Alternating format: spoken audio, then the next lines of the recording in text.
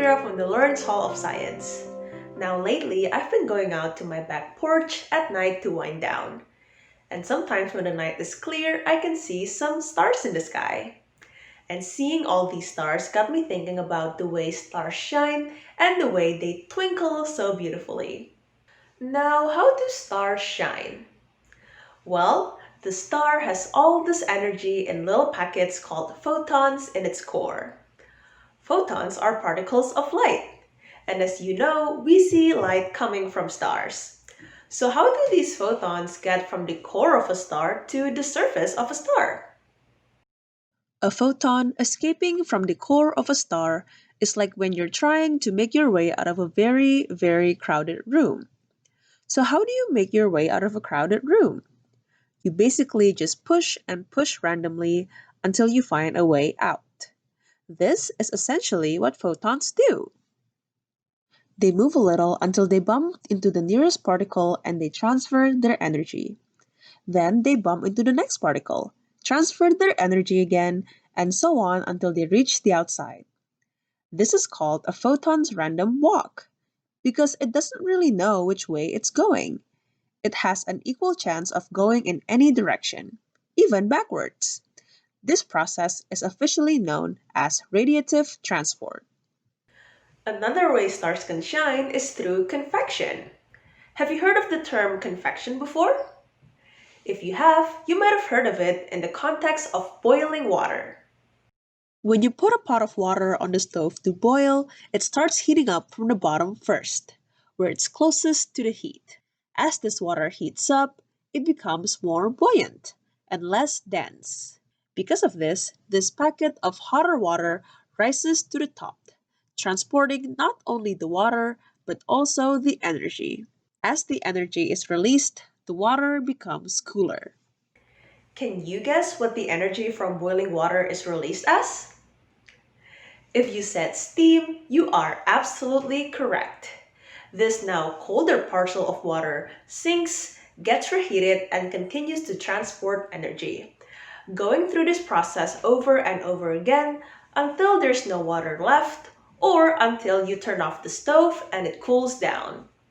The exact same thing happens in a star, and the energy that's released is in the form of photons and light, making the star shine. Most stars, like our sun, shine from a combination of radiation and convection. Our sun has a radiative core and convective outer layers. Larger stars often have convective cores and transport their energy through radiation in their outer layers. Stars much smaller than the sun only use convection. Stars produce huge amounts of energy in their cores. And this is basically why stars shine so brightly. In a previous Astrophysics Friday video about the lives of stars, we talked about something called nuclear fusion. Does this ring a bell? Let's recall this concept together. Basically, when two smaller atomic nuclei combine or fuse together into a larger nuclei, they produce energy. This is because there is a mass difference between the larger nuclei and the smaller nuclei. Then, using Einstein's famous equation E equals mc squared, this mass difference is converted into energy. Despite being a very tiny quantity, the mass difference is multiplied by the speed of light squared. So ultimately, it produces a huge amount of energy. This energy is then converted into light. In addition to shining, you might also notice that stars twinkle. When stars twinkle, they kind of look like they're blinking. If you've never seen it yourself, you might have been aware of it from the song Twinkle Twinkle Little Star.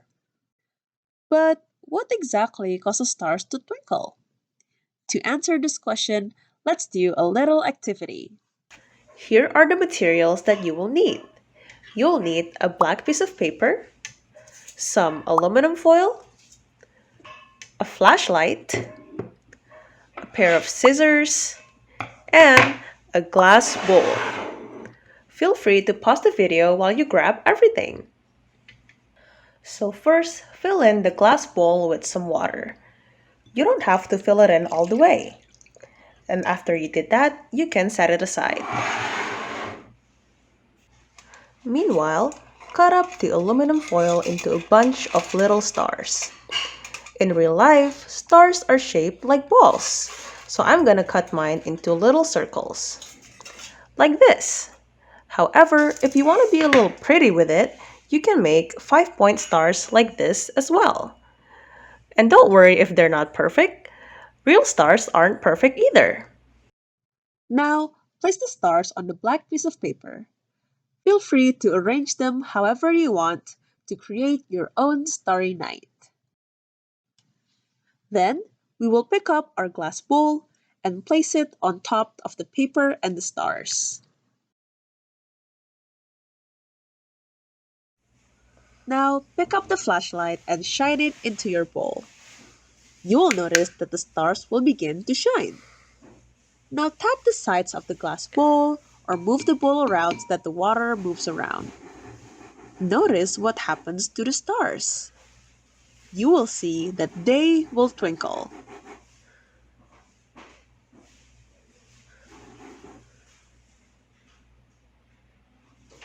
So, what exactly happens here?